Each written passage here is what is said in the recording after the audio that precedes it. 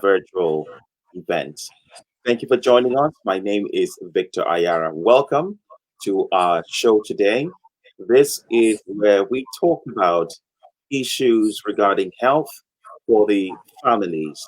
And on this edition of the program, we would be focusing on a demographic that people sometimes have a tendency not to talk about. We're talking about the kids, we're talking about your children. And of course, kids could be anyway from age 0 to 18. They are all our children. We love them. Yes, but they grow up very fast.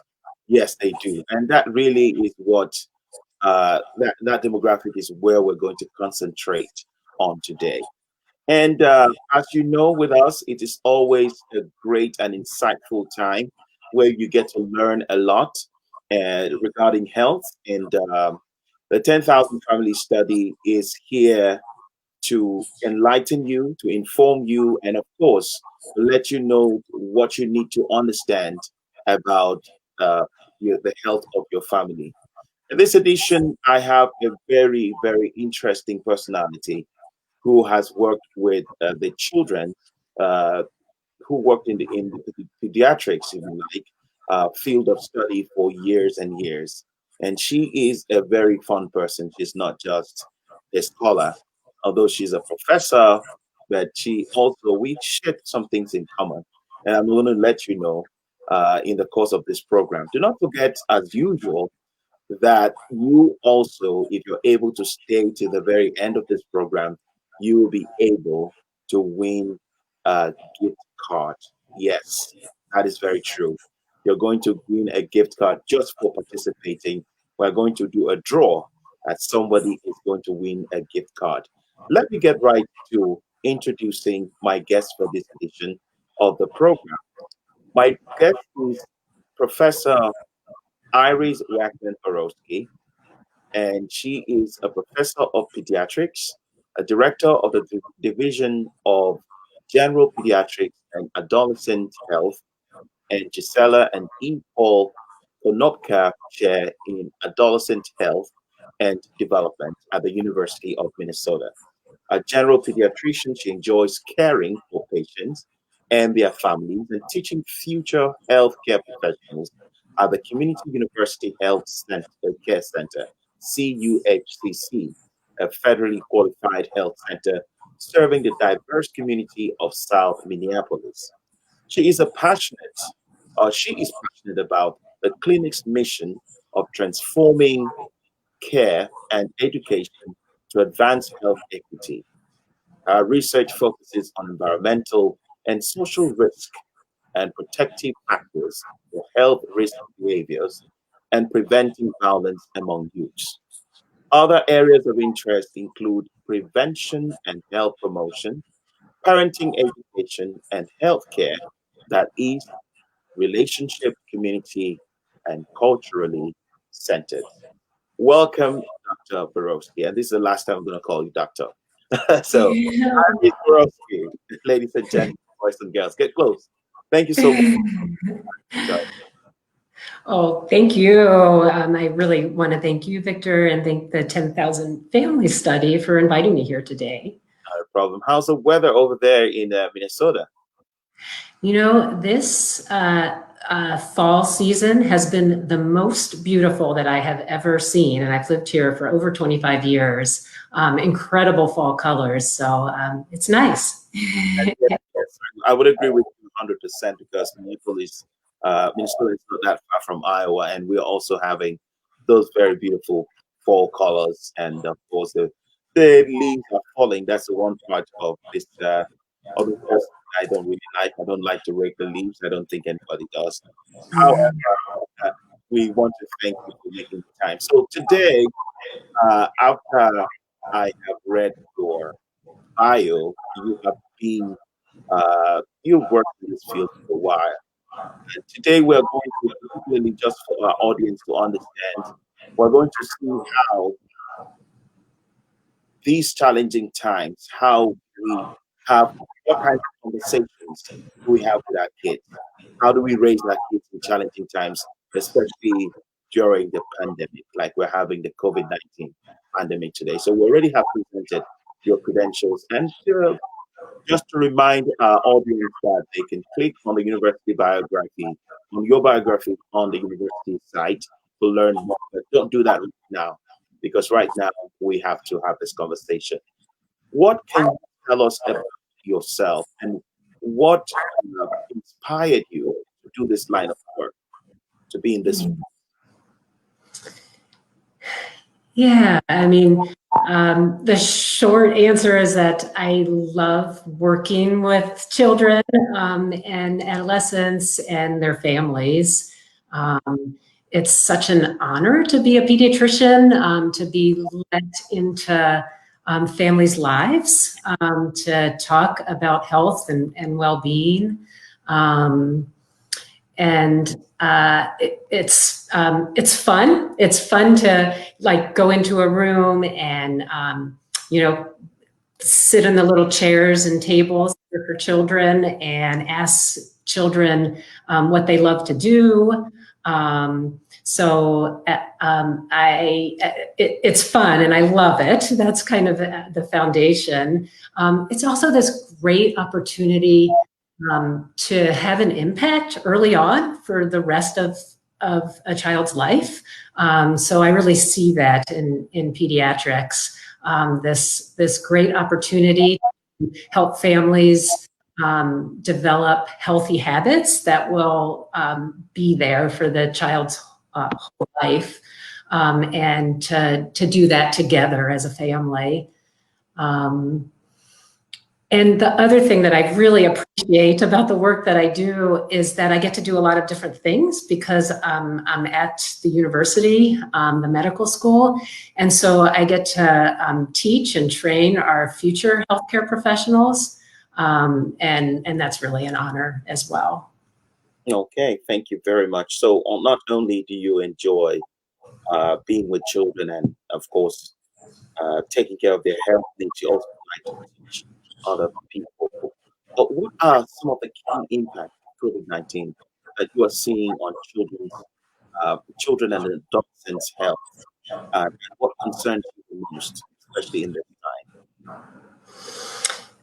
Yeah, I've seen, the first thing I'm asking my patients these days is like, how are you doing during these times that are just different than any that we've seen before? And hearing stories about how families' lives have been impacted by COVID. I mean, starting, of course, with people that they know who have COVID, maybe have been very sick, even have died from COVID.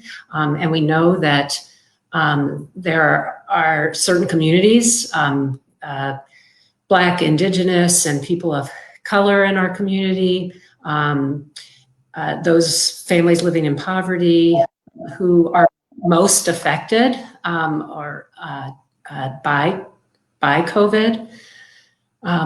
Beyond that, certainly, children now are out of school. They're doing online school for the most part. And so this place where they spend most of their life, a good chunk of their day, they're not there anymore. And especially for those who are older and where those social relationships are increasingly so important in their life, they're cut off from that. And so starting with just the resources to be able to do school, good internet connections and people at home who can help you is the first hurdle. And then just figuring out how to even get out of the house. I found that a lot of my families are staying inside because they're afraid to go outside. And that's a message that I think is so important that I really try to talk with families about, and that is the importance of leaving your house, of getting outside, especially when it's nice here, and how to do that safely and every day. Being sedentary is another big issue right now because, again, we're more at home, and so how to make sure that you move around in between online classes and that you make things like exercise, a family affair, going on walks together, and that kind of thing. I see the kind of mental health and well-being of children and their parents, obviously affected by COVID. And I don't want to make it all negative because there are things that we are learning from this pandemic that may be strengths, and things that we can carry forward. How many things we can do virtually that allow us to connect with people we otherwise wouldn't have been able to connect with. And then like all the time that we're spending together as families and how to make that fun time and quality time for parents and children. So what are you hearing from parents, for instance, regarding this change where the kids spend more time at home other than going to school? Of course, you mentioned the social aspect of going to school where the kids actually get to meet their friends. I have a 6-year-old who specifically told me that she actually misses seeing her friends. And that has resulted in me opting for a hybrid kind of education for her so that she can, of course, have those experiences. So what are you hearing from parents? I hear a range of things from parents. Certainly what you just talked about, missing friends, missing teachers, having a hard time doing online schooling. But I also hear from some young people, and particularly students, who say, I actually like doing school online. I learn better that way. I miss the social part of school, but academically, this works for me. And I also have seen some real creativity, families figuring out how they can, have extended family visits by Zoom or window visits, do family game time or meals virtually together, that kind of stuff. Even looking ahead to Halloween, how can we, make Halloween fun for children while we still make sure everyone's safe? Yes. Okay. Thank you so much for your insight on those questions.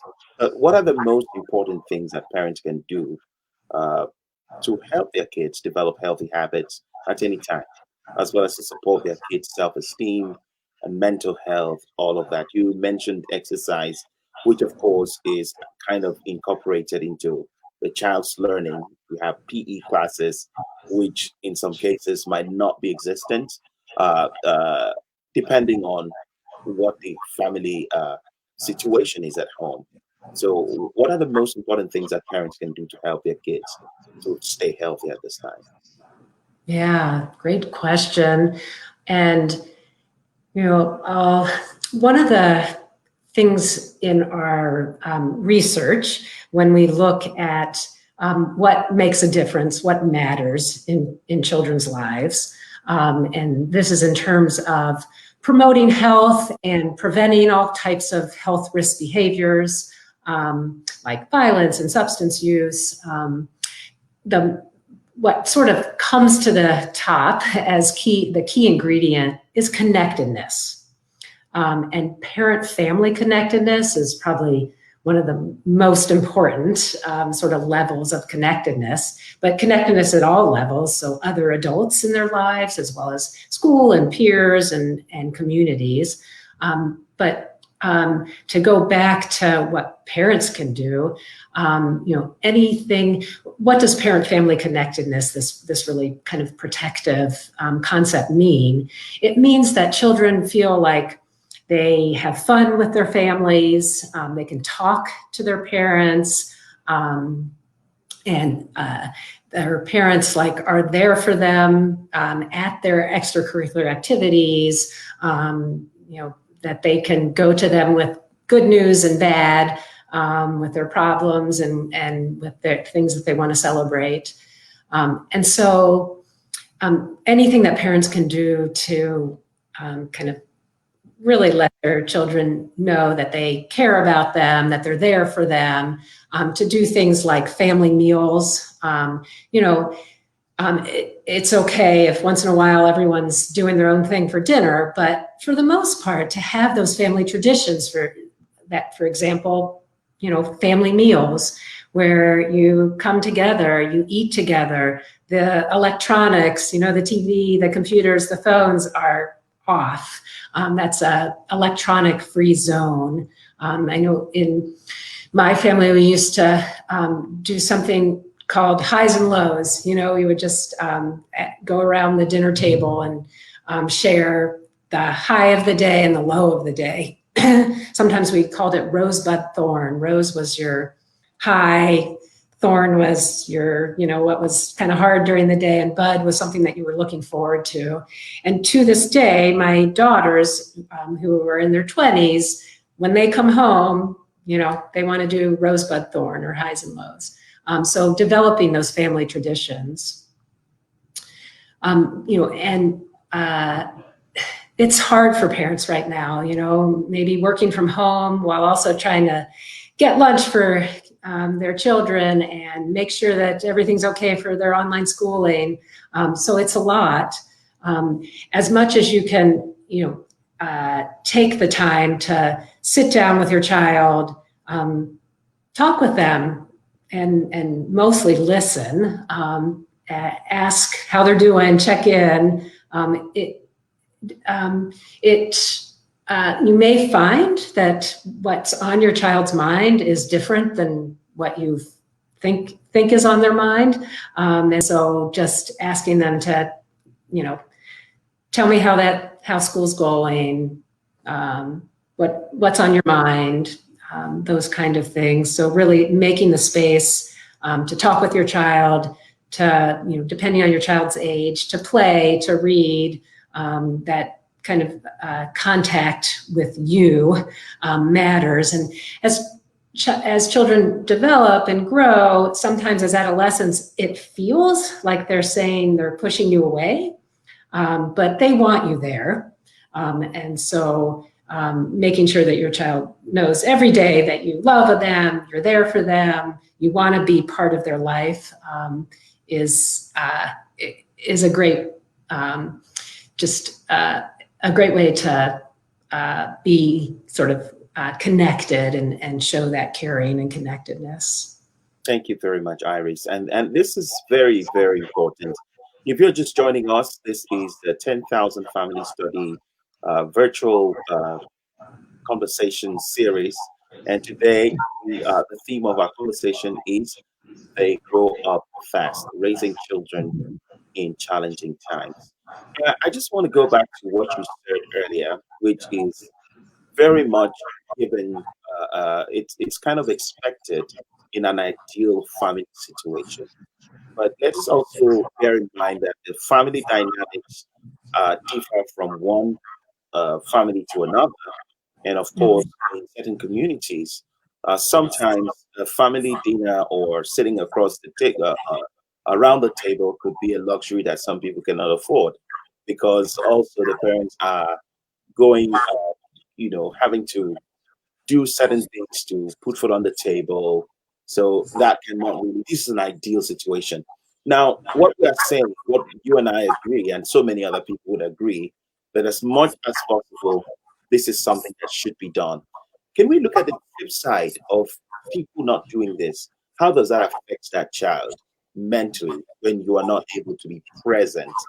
Yes, of course, you are paying the rent, you are paying the mortgage, you are providing, but you're not physically present, especially in these challenging times. How does that affect the mental health of that child, Dr. Borowsky? Yeah, I wanted to address what you said, and thank you for bringing it up, that, family dinners, for example, it's not going to work for everyone. That was one example, and I think every family figures out what's going to work for them. I certainly have patients where, mom works one shift and dad works another, and they're kind of passing ships. And I mean, my first question is always, when do you get to see each other? When do you get to have some me time, some parent time to, make sure that you're attending to your own relationship, because that's so important for then being the best parent that you can be. And so, sometimes it's the weekends. And so, that's a time when you have family dinners, and that's great.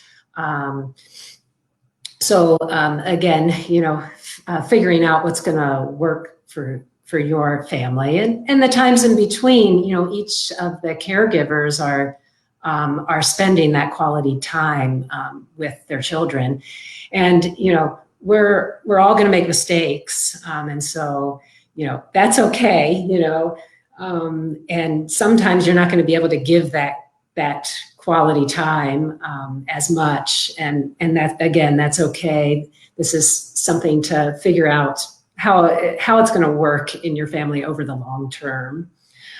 You asked how it affects children's mental health when you can't sort of develop this kind of caring and connectedness.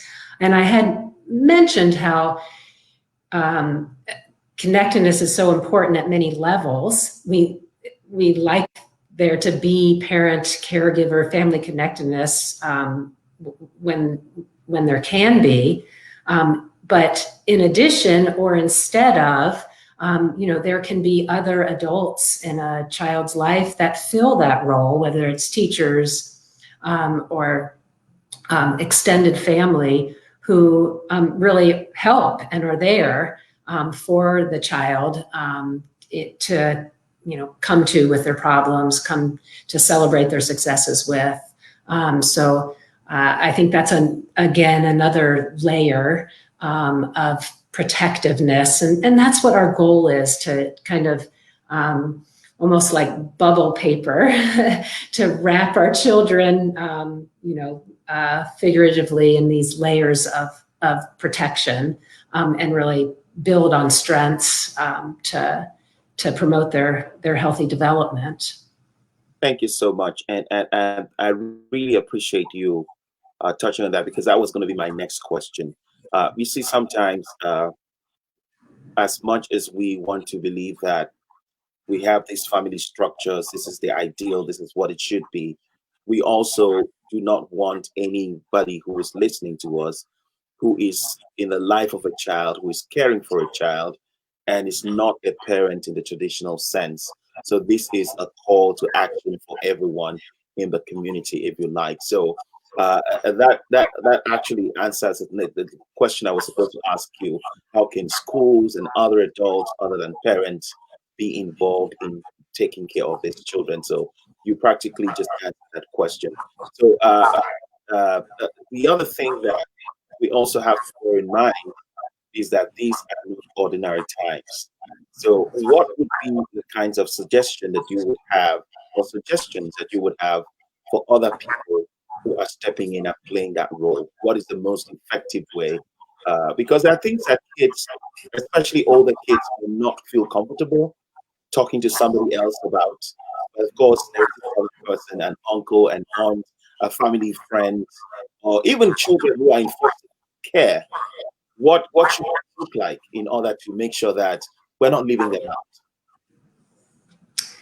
Yeah, I think that's a great question, and I love that call to action for all of us, particularly during this time. And my husband and I have certainly thought, as we walk around the neighborhood, we thought, how can we help families with children at home, younger children now, and also within my division of general pediatrics and adolescent health, how can we help those that are, our staff and faculty and our trainees who are, might have a student at home as well and are really juggling.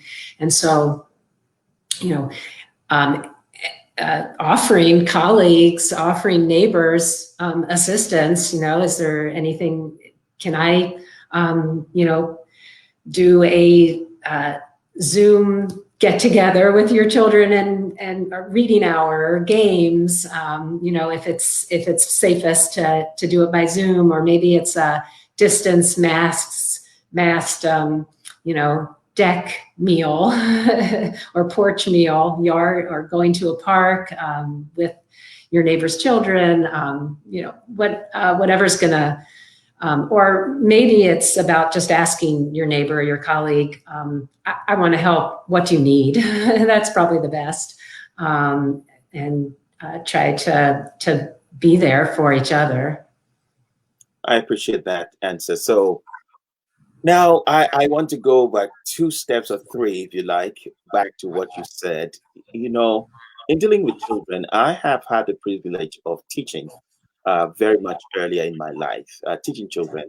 And now, as a parent, I have a 3-year-old who is sometimes very, he has not yet understood even as much as my wife and I try to teach him to say you cannot, you have to wait your turn. You cannot speak out of turn, okay? But you see that there is this desire to be heard. And even the 3-year-old will tell me sometimes, Daddy, listen to me, I'm talking to you. And sometimes I say, everybody, listen to me. Listen to me, Yes. I'm talking. And he's 3 years old. Listening, listening. What would the advice be to people who find themselves in a position, whether as a teacher, whether as a parent, whether as a guardian, whether as any other adult in the life of a child? What would you advise them to? What kind of ways can they improve their listening? Because sometimes parents are always in the position of speaking or talking to the children without necessarily listening. What would you, in your years of experience, what is the most effective way of changing that behavior? Yes, parents and doctors too. Our doctors, I may be one of the worst offenders of the talking, not giving their patients enough time to talk, and so talking too much and not listening enough. And this is something we spend a lot of time teaching medical students about as well, sort of the concept of patient-centered care and relationship-centered care and active listening. So it's about stopping yourself and saying, tell me what do you want to say? Like your 3-year-old. That's wonderful. Your 3-year-old is helping you, actually, as children often do, helping us to do the right thing. And so we tell medical students that tell me about that. Tell me about yourself. Tell me more about that is kind of your best friend, and allows you to sit back and we think it's going to take a lot more time, but it doesn't. It actually takes less time to let patients talk, to let our children talk, and you'll learn a lot. And again, you might have gone in one direction with trying to explain something, for example, to your child, when actually that's not what they want to know. And the only way you'll know that is by giving them the space to talk and just letting them talk. Thank you so much. I really appreciate that answer. And if you're just joining us, it's the 10,000 Family Study of the University of Minnesota. And of course, we have these virtual events to educate, inform, and of course, help you navigate some health situations. And sometimes we go beyond health, as you may find out in this edition. My guest is Iris Borowsky, who is a pediatrician. And beyond being a pediatrician, she also has some superpowers, which I'm going to share later on in the program. And we have been talking so far about raising children in challenging times, such as the one that we are currently in. And my next question to you is what is the most significant influence that fosters resilience in adolescents? I'll go back to that concept of connectedness, and when we think again about children and families, we think about sort of the multiple contexts in which they grow up, in which they live and play and go to school.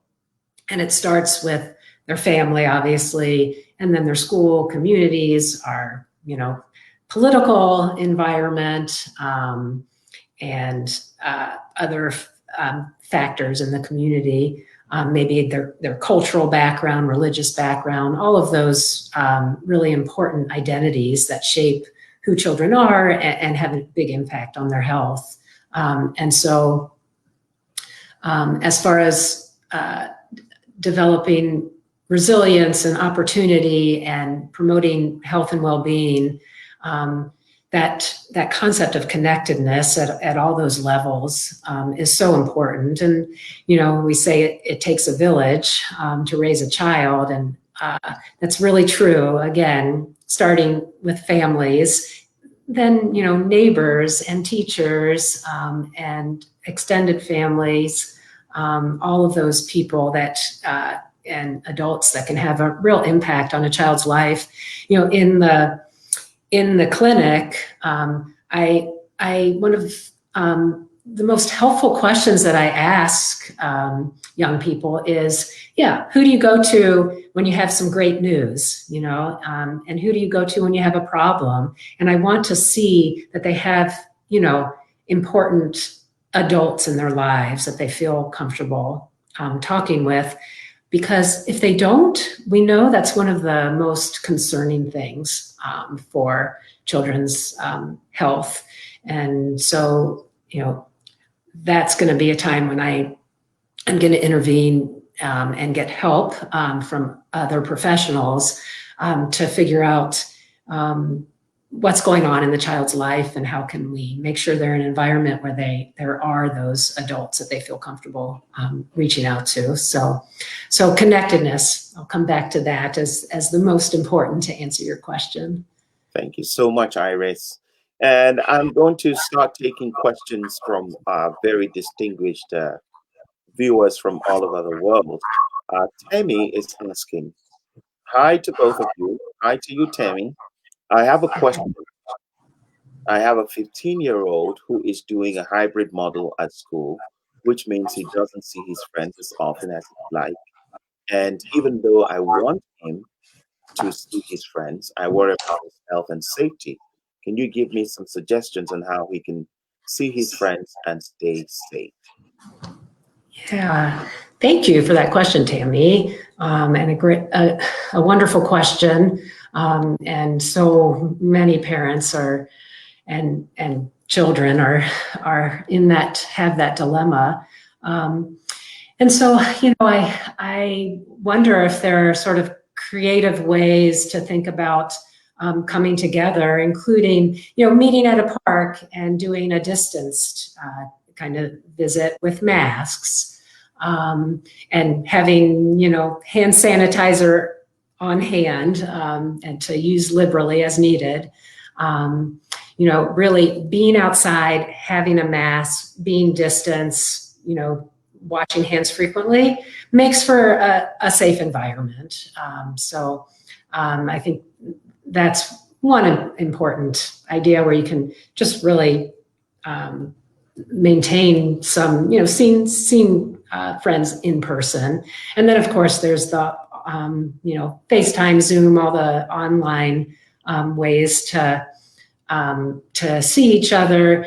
And some of them involve being able to do games, which are always fun, doing, having get-togethers with other families where your children are friends and making it sort of a game night, or maybe there's, everyone does highs and lows or some other kind of go around where everybody's sharing something about themselves, like tell us something that none of us know about you, or that kind of thing. Or maybe it's having, allowing the children and teens some private time together like they would normally have if they were playing. So yeah, and I would love to hear if there are other ideas, anyone who's listening or Absolutely. Just about that, Margaret, one of our audience members, says that meeting at the park and keeping 6 feet apart or wearing masks could also be something to consider. Now, Iris, I don't know about you, but probably you're familiar with pen pals, right? I grew up in the age of pen pals.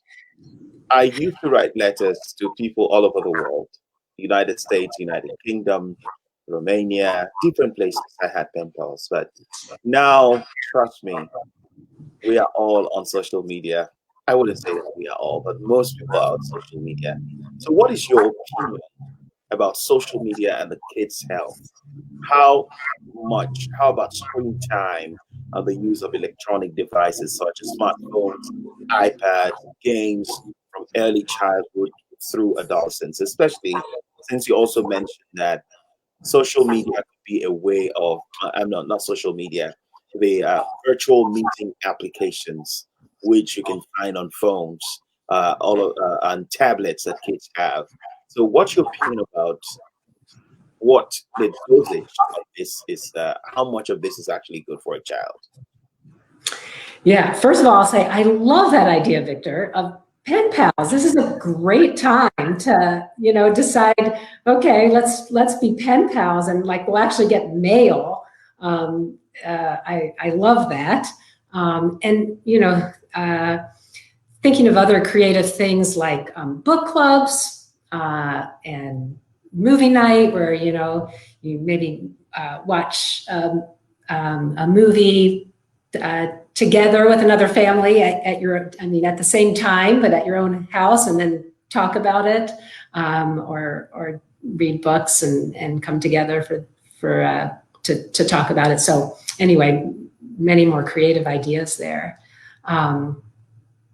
So you asked about social media, and yeah, we can start with kind of the positives. Just incredible opportunities for connection, and there's like great content on social and other media, educational content, and just great movies and even TV shows that have that make you think or make you laugh when you need to laugh. So there's good stuff there. The research actually on social media is mixed. There's definitely it's definitely been shown to be detrimental to be on social media for long periods of time, and there can be just really devastating impact. As far as electronic bullying, for example. And, the American Academy of Pediatrics, the recommendations for total screen time, so that's computers, iPads, TVs, phones, is like 1 to 2 hours a day max. And, we're seeing now just like whole days on social media. And when we say 1 to 2 hours a day, we don't count school. So the homework that you did for school and now online school itself, but your parents can really help in sort of enforcing limits on the rest of it. And so helping children to, pick their favorites, putting a timer out and saying, okay, you get a half an hour now. So, decide when you want to do it, what you want to do. And then when the timer goes off, you take the phone away or whatever it is, and children are bound to do something else that's, first of all, more active. And we know that increased screen time means increased sedentary time, and also often seen advertising for unhealthy foods. And so that's probably why it's associated with unhealthy eating habits and unhealthy weight. And the most important thing is just we want we want children to and families to develop those healthy habits, not worry so much about the numbers as far as weight, but more about developing those healthy habits for life. That includes minimizing screen time.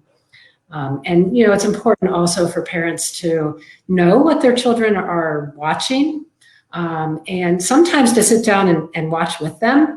And there's so much content that has messages that aren't so great for our children. Lots of violence, gratuitous violence that doesn't show the real consequences of violence. And sometimes children's programming is the worst offender, even like cartoons. And so sitting down and watching with your children and say, hey, like, wow, I don't like what just happened there. What do you think? How would that have felt? What would have really happened in real life if somebody, beat somebody else up that way or whatever? And so helping your children to choose, what the social media that they're involved in is also helpful. And I touched on sort of the concept of screen-free zones, like family dinners, and another really important one is in children's rooms. So as much as possible, not having a computer, TV, phone in a child's room, particularly when they're going to sleep.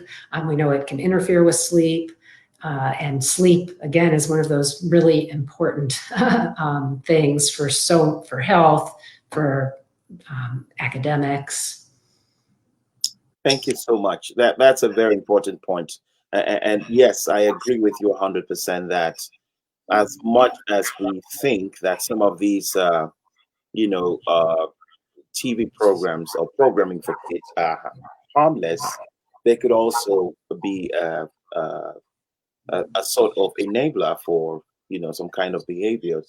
I go back to my 3-year-old. I know he's not gonna forgive me when he grows older to find out that I have used him as an example. He has an obsession with monster trucks, right? And the thing with monster trucks, they drive really rough, and sometimes he tries to make the monster truck drive on walls all over the house. And then the last time I checked, he was pushing the monster truck down the basement, down the staircase that leads to the basement.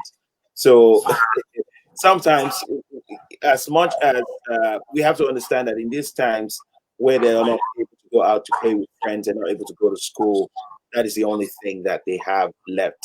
And of course, when they have that, we also have to watch out for that, because of course, even with adults, is it also possible that even in these times of the pandemic, people could become depressed easily, because of course their lives have been some people are laid off jobs, and that could also affect the dynamics of the home. Is that true? Oh, absolutely. Absolutely. And yeah, again, I think it just is another call to action, that, yeah, we all need to be there for each other. And, when you asked about resilience, and I talked about connectedness. I mean, I think sometimes we focus too much on individuals and families, and I want to make sure that no one thinks it's all up to them, because it's not. And another, important factor in health is just the policies, the health policies, that and educational opportunities, opportunities for work, that are, and to have enough food and a home and all of that are so critical for creating an environment where children and youth, grow up to be healthy adults. I mean, if you don't have those kind of opportunities, then it makes it hard to be resilient and to grow and develop, and to build on all the strengths that you have as a child and your family has. And so I want to also make sure we realize how important are the policies and the laws and the culture around us is so important. And so I guess that's a shout out too to tell everyone to vote. That in fact, we know that voting is good for your health. It's good for your individual health. It's good for your children's health. It's good for your community's health. Communities that vote are healthier, and individuals who vote are also healthier. And these studies have been done actually with young people, showing that civic engagement in your community, including voting, matters for health. And it makes sense because voting is one way that we get our voice out there, that we make our voice known, and we have a say in just the important policies and laws that impact greatly our children's development and their health. I appreciate you. And while you were speaking, it is very hard not to notice your passion for health equity. Could you talk more about how this passion influences your work, and what can each of us instill? What can we do to instill a value for health equity in our kids' lives? And of course, generally speaking, about what this all entails for us as a people. Yeah. So I would say kind of one of the most pressing problems today that impacts our health is inequities. And we know that the systems that we live in, the policies that kind of govern our society, advantage some, and by definition then disadvantage others. And in doing that, it really saps the strength of human resources and saps the strength that of our whole society. So we all lose, and we all do better when we all do better, to quote the late Paul Wellstone. And so addressing these inequities in health, and it is our families who live in poverty, Black and Indigenous youth of color, trans and queer youth, youth with chronic conditions, who are most vulnerable, who are often under-resourced, and just don't have as much opportunity as everyone else.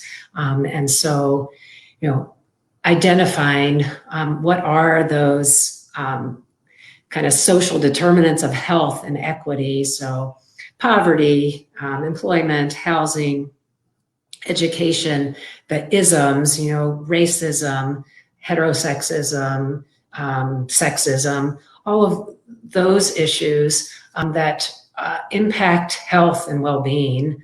And so I talked about how sometimes we focus too much on the individual, like what an individual is choosing to eat, to put in their mouth, for example, and we say, hey, can't you change your behavior? When what we really need to do is become more sort of what a public health icon, her name is Dr. Kamara Jones, calls become more communitarian. We need to burst our bubbles, get out in the communities of the people that we serve, and say, hey, what's going on in your community that's kind of dictating what you put in your mouth? So again, really looking at the environment, what's impacting health behavior. Very, very, very important point, Iris. At 10,000 families, we're inviting families to participate in our study. How important are the family's daily life and health habits versus genetics and environments for the health of children and adolescents? And now, if you're looking at the screen, you probably would see our website, which is 10kfs.umn.edu. You should head right there to learn more about what we do. And of course, you're going to find tons of information and also how to reach us, how to contact us should you have any questions. So 10,000 families study. We invite families to participate in our study. Yes, the question still, Iris, is how important are the family's daily life, health habits, and of course, genetics versus environment to the health of the children and adolescents? Well, I mean, that's an age-old question, and I don't think we've figured it out, which is probably why you're doing the 10,000 family study. So it's an important study, but of course, both genetics and environment matter. Yeah, as we've been talking, absolutely, environment, families matter. You matter, as parents, and so. Sometimes maybe we think that we don't matter so much, but we do.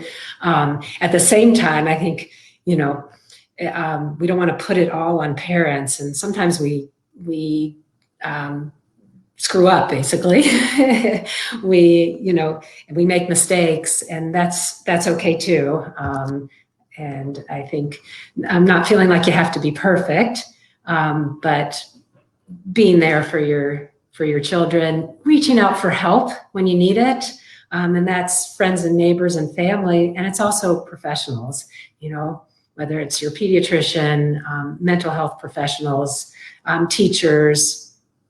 It's important to, if you have concerns about your child, you mentioned depression as a possible, just increased prevalence during this time of COVID with more isolation, and that's absolutely true. And so reaching out to professionals whenever you have any concerns. And, I want to say that the mental health professionals have gone to sort of doing a lot of telehealth, just be able to reach clients better. And we've done the same in healthcare, but still, in-person visits are, safe. We make sure in our clinics to make the environment safe with masking and face shields and screening of patients. And so you can feel really comfortable accessing help. All right. Well, I see that it looks like the sun is beginning to set where you are. Yes. Glow that is coming on your face, and is that from the window where you are? I can see the leaves. Yeah, it is. I could go close it if you'd like. Well, feel free to move if you have to. Okay. Yeah, because it's giving you an angelic look, and we know that you're an angel. To work with kids, you have to be an angel. But that's at this point, we just need Professor Borowsky. We don't need Angel Borowsky at this time. Well, thank you for telling me. Angelic. Thank you very much. Far better now. So, what parenting books are your favorites? What do you recommend to parents? You know how it is. When my wife and I had our first child, who is now 6 years old, one thing I discovered was that kids are very special packages that come to you without a manual. Yes.